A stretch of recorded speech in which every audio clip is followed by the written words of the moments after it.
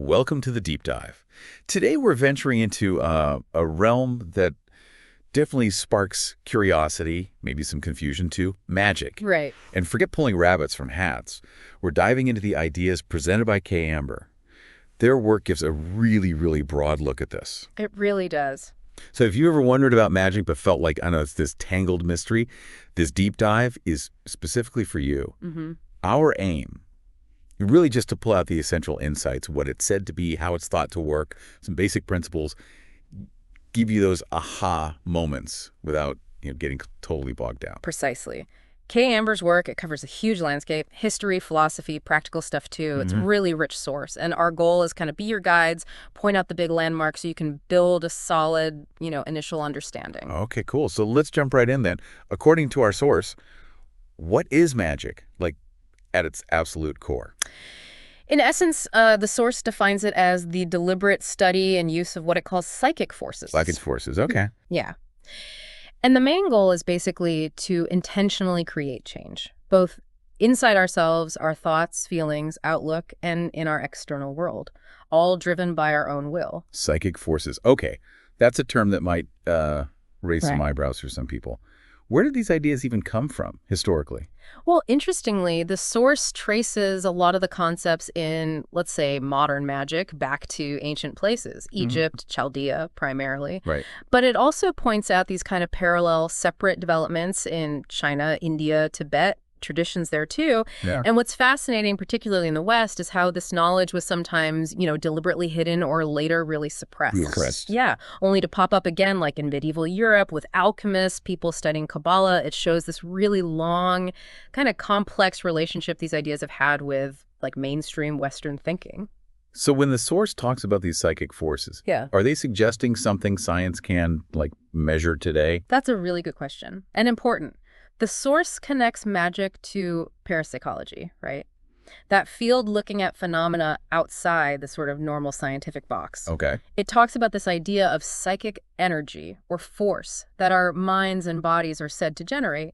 It even mentions older stuff like Kirlian photography as maybe potential evidence. Right, I've heard of that. But, and this is it's very clear, this isn't thought to behave like, say, a radio wave or something we easily understand. Yeah. And direct scientific measurement, still a huge challenge. But a key point the source makes is that everyone, theoretically, has some degree of this psychic ability inherently. Everyone. Okay, so if we all have this potential, what are some of the ways it might show up? According to Kay Amber, I mean. Yeah, so the source uses parapsychology categories here. Two main buckets, basically. ESP, extrasensory perception. Think of that as receiving information beyond the usual senses. Receiving. Got it. And PK, psychokinesis, that's the active side, influencing things, sending out psychic energy. Okay, ESP and PK. What falls under ESP? So under ESP, you've got things like clairvoyance or remote viewing, perceiving things far away. Astral projection, sometimes called traveling clairvoyance. Like an out-of-body thing. Kind of, yeah. The consciousness experiencing things remote from the body. Then psychometry, getting info from touching objects. Telepathic receiving, specifically. That's the receiving part. For ESP, yeah. Also, mediumship, often using tools like Ouija boards, pendulums, automatic writing, and even precognition, seeing future events, often ones with strong emotion attached. Wow, okay. That's quite a range for just receiving info. What about the active side, PK? Right, PK. So you've got the telepathic sender this time, actively beaming thoughts out. Makes sense. Then psychokinesis itself, or telekinesis, moving objects with the mind, basically. Poltergeist stuff is mentioned too. Oh, yeah. Yeah, and interestingly, the source notes there often seems to be a human agent involved, maybe unknowingly, often an adolescent. Huh. Really? Yeah. Then psychic healing, teleportation, moving yourself instantly, apportation, making objects appear suddenly, even levitation, all listed under PK. So it's like ESP's info gathering, PK is influencing things. That's a good way to put it, yeah. In these unusual ways. It's fascinating how they categorize all this. The source also mentioned the subconscious mind, briefly. How does that fit in? Ah, the subconscious, yeah. That part of our mind working outside direct awareness, it's presented as, well, absolutely fundamental. Fundamental. Like dreams and hypnosis are given as examples of when it's more active or accessible. The source suggests this deeper level is key to how magic and all these psychic things are thought to actually work. Like the engine room. Exactly, like the engine room for these abilities. All right, so that gives us a feel for what magic is presented as. Now, Are there any, like, ethical guidelines, rules of the road? It could sound a bit wild otherwise. Absolutely. No, the source definitely covers ethics. It mentions the Wiccan Rede. The famous bit is, and it harm none, do what you will. Harm none. Okay. And the law of return, sometimes called the threefold law, the idea that whatever energy you send out, good or bad, comes back to you, maybe threefold. Ooh, okay. Karma-like. Kind of, yeah. And for people working together, like in partnerships, it highlights perfect love and perfect trust as important ethical bases. Beyond ethics, does it lay out any core principles for actually doing magic? Things practitioners should follow? Yes, definitely. It details something called the Witch's Pyramid. 4 key points. Okay. Faith-like, deep belief in yourself and your intention. Imagination, really vividly picturing the outcome you want. Will that focused determination to make it happen, even with bumps in the road? And secrecy. Secrecy. Why secrecy? The idea is keeping the specifics of your work quiet helps maintain focus and, like, contain the energy, prevent dilution. These 4 are seen as essential for directing magical intention effectively. That secrecy part is interesting, like not wanting to water it down. Are there other big principles? Yeah, it also introduces the 4 qualities of the mage. To know emphasizes learning, understanding your craft. To will, applying your energy purposefully. To dare, having the courage to act, step outside the box. And to keep silence again, stressing discretion, focused intent. Right, silence again. Yeah, these are framed as key attributes for anyone taking magic seriously. So it's not just wishful thinking. There's a real emphasis on inner stuff, mental discipline. I assume there are, like, preparatory practices, too. You can't just jump into complicated rituals, right? Oh, absolutely not. The source points out several key prep skills. Things like cleansing, clearing, stilling the mind, making a focused inner space, grounding, connecting with earth energy for stability, centering, finding your own inner balance point, and concentrating, developing that laser focus, one-pointedness, they call it. One-pointedness. Yeah, and it even mentions things like hatha and Raja Yoga can be super helpful for building these basic skills. Like warming up before the main workout. Exactly. Training the core muscles before you try the fancy stuff. Makes total sense. Yeah. What about the actual goals? How does the source talk about defining what you actually want to achieve? It touches briefly on defining your goal clearly, and it draws a distinction between what it calls form and essence. Form and essence. Yeah. It doesn't go super deep right here, but the idea seems to be understanding the essence, the core need or desire behind your goal is really important for effective work. So, like, the form is a new job, but the essence might be security or fulfillment. Exactly like that. Getting to the root of it. Okay. And finally, when it comes to actually doing the work, engaging with this power, how does the source describe that process? It outlines a kind of structured 4-step process for working with power. First, confining it, often done by casting a ritual circle. The circle. Second, raising the energy needed, generating it. Third, directing or sending that energy towards your goal, either for immediate effect or maybe storing it. Storing it. Interesting. Yeah. And fourth, earthing the excess. Grounding again, basically. Safely releasing any leftover energy back to the earth. It's a framework for a conscious, controlled approach. Okay, that gives us a really solid foundation on the fundamentals. Now, the source then lists this huge array of systems and techniques of magic. It's almost like dizzying. Can you give us a feel for the main types of practices? Absolutely. And yeah, the sheer variety really shows how eclectic magic can be as the source presents it. You see stuff involving language, right? Spells, words of power, affirmations, charms, incantations, all focusing intent. Using words. Exactly. Then things using the body dance, specific postures, mudras, those symbolic hand gestures. Right. Altered states are big too. Meditation, trance, self-hypnosis, even focused gazing. Then there's magic using specific tools and materials, stones, candles, making amulets, talismans, power objects. Tangible things. Right. Healing comes up in lots of forms. Psychic, herbal, energy channeling, color therapy.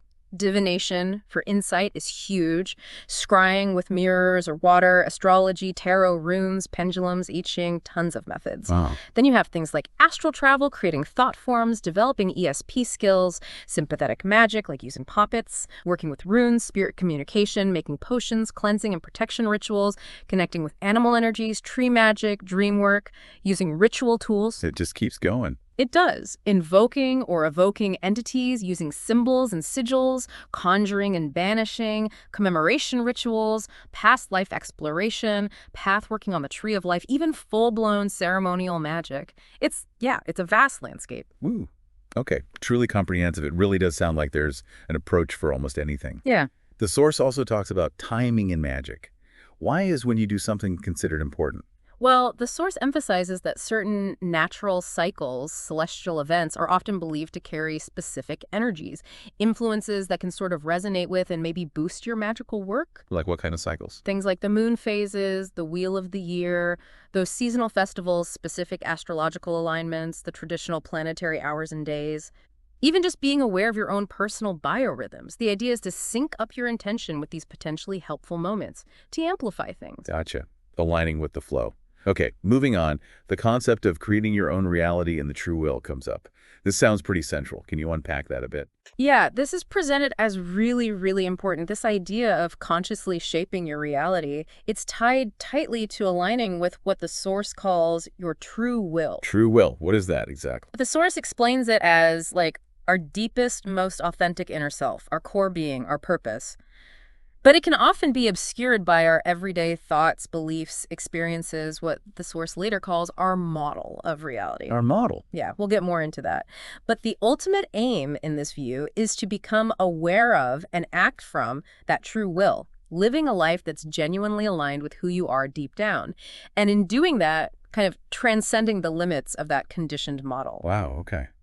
It sounds almost like a path of deep self-discovery. Very much so. As much as anything else. Now, the source briefly distinguishes magic from related things like witchcraft, alchemy. What are the key differences presented there? Right. So witchcraft is mainly described as a nature-based spiritual path, often pagan, sharing some practices, but maybe with a stronger focus on nature reverence cycles. Alchemy, while linked historically, is presented as initially focused on physical transformation, lead into gold, but often reads symbolically now as inner spiritual transformation. Right, the spiritual alchemy idea. Exactly. And it mentions modern psychics, too, noting that while some might use occult frameworks, the term itself is pretty broad. The main point is that magic, as shown here, is kind of an eclectic philosophy, a practice that can pull elements from these other areas. That helps clear things up, avoid lumping them all together. Then the source gets into the subjectivity of experience and the model. Yeah. This sounds like we're digging into the philosophy behind how this might work personally. Yeah, this is where it gets really interesting, I think. The source basically says, look, we experience the world through our senses, right? But our perception of reality is heavily shaped by how our minds select and interpret all that data. Okay. And that interpretation, it says, is guided by a subconscious model. Think of it like a framework built from our beliefs, past experiences, conditioning from culture, upbringing. Like a filter. It's exactly like a filter. It influences what we notice, how we make sense of it. And because everyone's model is unique, built on their life, our perceptions become subjective. Two people can see the same thing and have totally different takeaways about what's true. So, our reality is kind of a personal construction. That's the implication, yeah. The source even brings up the Hindu idea of Maya, that the world we perceive has this element of illusion. Not that the external world isn't real, but our subjective take on it creates our version of reality. And our experiences tend to line up with our expectations because we might unconsciously just filter out or twist things that don't fit our model. Yeah, this links back to the true will. Precisely. The true will is presented as that authentic self underneath all the layers of our conditioned model. That famous line, "Do what thou wilt," from Crowley is brought up here. Right. Suggesting the true will is our genuine desire and purpose.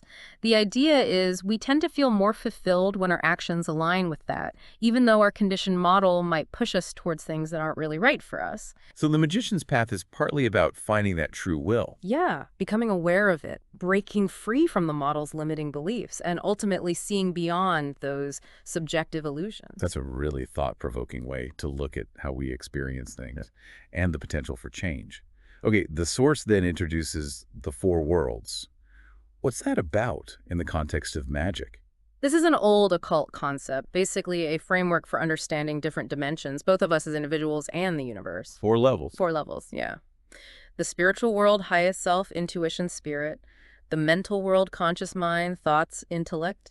The astral world, emotions, subconscious, imagination. And the physical world, what we experience with our physical senses, like layers of reality. And how do these layers interact in magic? The astral body, or that astral world, the realm of subconscious emotions, is seen as a key go-between, a bridge, a psychic link between the subtle realms and the physical. The source suggests psychic energy flows down from these higher, subtler worlds, spiritual, mental, astral, into the physical. So the physical world is, in a way, a projection or manifestation of those higher energies. Our main consciousness is usually thought to be in those higher worlds. And this ties into as above, so below. Exactly. It mentions microcosm and macrocosm. The idea that the big universe, the macrocosm, reflects in the individual, the microcosm, and vice versa. This interconnectedness across all levels is presented as fundamental to magic and things like astrology, too. Okay. Now, you can't really talk about magic without touching on, white, black, and gray magic.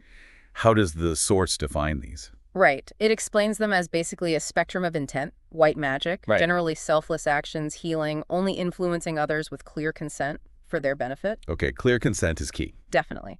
Black magic, on the other hand, is linked to selfish motives, trying to control or manipulate others against their will. Even healing without permission could fall there sometimes. Interesting. Gray magic is the middle ground.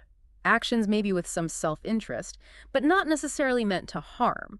It also brings up constructive magic, aiming for positive outcomes versus aversive magic, seen as going against the natural flow, potentially risky side effects. Constructive versus aversive. Yeah. And finally, it distinguishes high magic focused on spiritual growth, inner work, like alchemy, from low magic, which is more about material goals, worldly stuff. So the intention behind it is really the main thing. Seems to be the key differentiator, yes. The source then makes this interesting point about magic as a continuous process. What does that mean? It suggests that our subconscious minds are always working, subtly shaping our world, our experiences, to match our internal model of reality, whether we're doing conscious magic or not. Always. That's the idea. But, it argues, consciously studying and practicing magic can sort of increase the flow of psychic energy, increase our awareness of it, and that can lead to a stronger manifestation of our true will, more noticeable changes. Like, we're always subtly doing it, but intentional work amps it up. That's a really compelling thought, that we're all constantly, maybe unconsciously, co-creating our reality.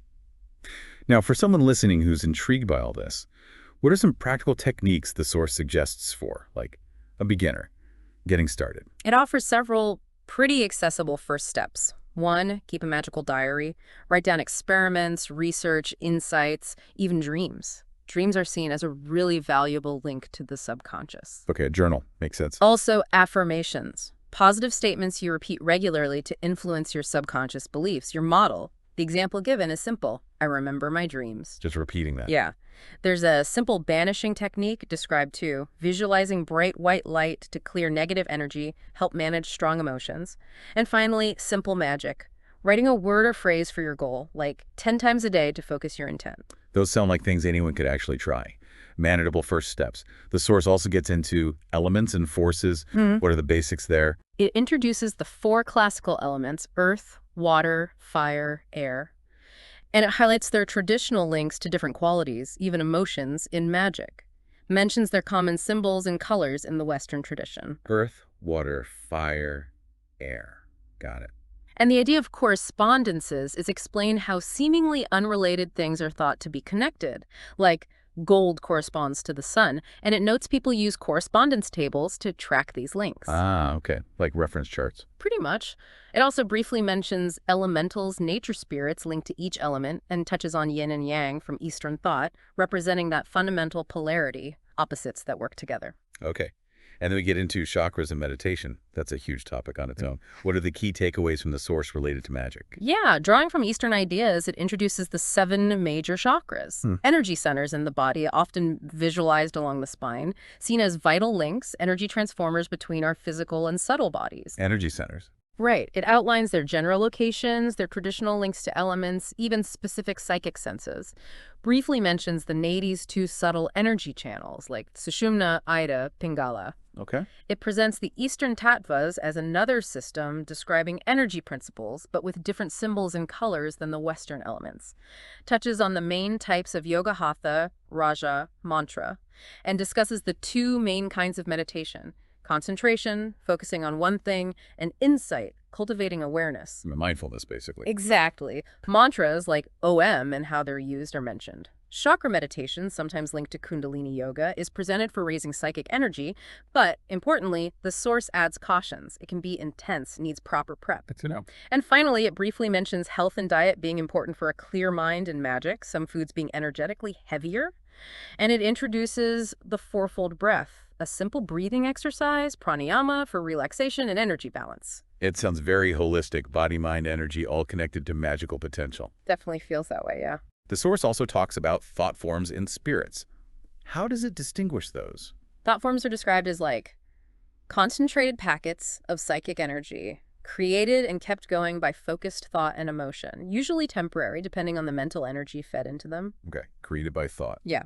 The source distinguishes them from elementals, often seen as more autonomous, maybe longer-lasting psychic things linked to elements, and from ghosts, usually viewed as less intelligent echoes of past consciousness. And spirits or deities. Those are presented as more intelligent, independent beings, having their own will. The source stresses the power of directed attention for focusing energy to create thought forms, and how emotions follow thoughts, so you can consciously direct emotion to empower them. Got it. Now, we move into basic ritual. This is probably what many people think of first with magic. What are the core ideas here? Ritual is presented as really central, yeah. A structured procedure designed to create change, often subjective change within you, sometimes aimed externally. Strong belief in the ritual's power is stressed as key. Belief is important. Very. Creative visualization is highlighted vividly, imagining the outcome, building emotional energy, then intentionally directing or firing that energy. The basic steps are outlined. Imaging, building, firing. Image, build, fire. Right. The magic circle comes up again, symbol of protection, containing, and focusing energy. Artificial elementals are mentioned again, too. The empowered thought forms. Exactly. Potentially useful for tasks like guarding or healing. But it advises caution, especially for beginners, against using them for anything harmful. Describes the basic creation process, visualization, intention, linked to the subconscious. Invocation, ritually calling upon an entity, is briefly mentioned too. Okay. And importantly, it includes several cautions about ritual, possible side effects, the law of results, meaning effort is required, potential time weirdness, needing inner balance, possible environmental reactions, especially with weather stuff, and dangers for anyone mentally unstable. Those cautions seem really crucial. Of course. Good to include. Then it covers healing and banishing. What's key there? Psychic or spiritual healing is presented as a natural human ability, often easier to do for others than yourself. Can even be done remotely absent healing. Absent healing. Okay. Ethics strongly emphasized again. Always get clear permission before trying to heal someone. The theory often involves balancing vital energy, maybe a transfer from healer to recipient. Note some energetic risks for the healer, too. Risks for the healer. Potentially, yeah. Basic methods mentioned are creative visualization, prayer, specific rituals, and the banishing rituals, specifically the lesser ritual of the pentagram, is introduced. The pentagram ritual? For what? For psychic protection, clearing unwanted energy. Also seen as a kind of spiritual cleansing for your space. It involves drawing pentagrams in the air at the 4 directions, vibrating specific Hebrew god names, visualizing white light. Sounds complex. It has specific steps, yeah. Oh. The purpose is protection from negative influences, and also banishing negative stuff within yourself, like psychic hygiene. Psychic hygiene. I like that. Okay, finally, the source explores astral projection, conscious out-of-body experiences. What's the take here? Astral projection, or OOEE, is introduced as the potential ability to consciously send your awareness outside your physical body. The source stresses it's not inherently dangerous, compares it to dreaming. Yeah. Dreams themselves are linked to maybe unconscious astral projections where we just don't remember much. Suggests the astral realm can offer psychological, spiritual insights. How do you do it? Well, it mentions brainwave states, delta, theta, alpha, beta, and how altered states relate to OOBE. The hypnagogic state, that bit between waking and sleep, as a possible gateway. Right before you fall asleep. Exactly. Then it lists 9 basic techniques people use: diet changes, progressive muscle relaxation, yoga and breath work, visualization, guided imagery, the body of light method, strong willing or intention, Monroe techniques, and dream control, like lucid dreaming. 9 techniques. Yeah, lots of approaches. And the astral world itself. Described as fluid, changeable by thought, a place you might encounter spirits, maybe the consciousness of those who've passed. Fascinating stuff. And lastly, The source actually includes a section on when magic doesn't work. Yeah. That feels very real. What's the perspective on that? I think it's great they include it. It reframes those times not as failures, but as chances to learn and grow. Uses a nice analogy. Bow and arrow. Okay. Your intention is the arrow. The technique is the bow. Your will, your determination is the archer's strength. If the shot misses, maybe the technique wasn't right, the intention was weak or unclear, or there wasn't enough focus, enough willpower. So analyze what went wrong. Exactly. Yeah. And it offers a specific meditation, the River of Life meditation, for letting go of intentions that haven't worked out. How does that work? Basically, relax, go inward, visualize a river, put your unfulfilled intention into a sphere, and gently release it into the river. Let it go. The key is fully surrendering that specific outcome to allow new things, new learning. That's a really constructive way to look at it. Even if it doesn't work, there's still value. Exactly. Detaching from that specific result lets other possibilities open up. You learn from the experience. Well, we have covered an incredible amount of ground here, this deep dive into magic Yeah. based on Kay Amber's work. It's clearly a huge, multifaceted world, history, philosophy, so many practices. Indeed. And like we said at the start, this is really just scratching the surface. Every single concept we touched on, psychic energy, rituals, meditation, could be a starting point for way deeper personal exploration, finding your own aha moments. Absolutely. So as you, the listener, reflect on all this, here's a final thought to chew on. Thinking about that connection described between our inner model of reality and the outer world we experience. What small intentional shift in your thinking, or maybe a belief you hold, could potentially create the most surprising, most significant change in your own experience? And as you think about that, maybe consider which parts of this discussion really sparked your curiosity. Maybe go back to those bits, the concepts that resonated, and let them guide you on your own, unique journey of discovery.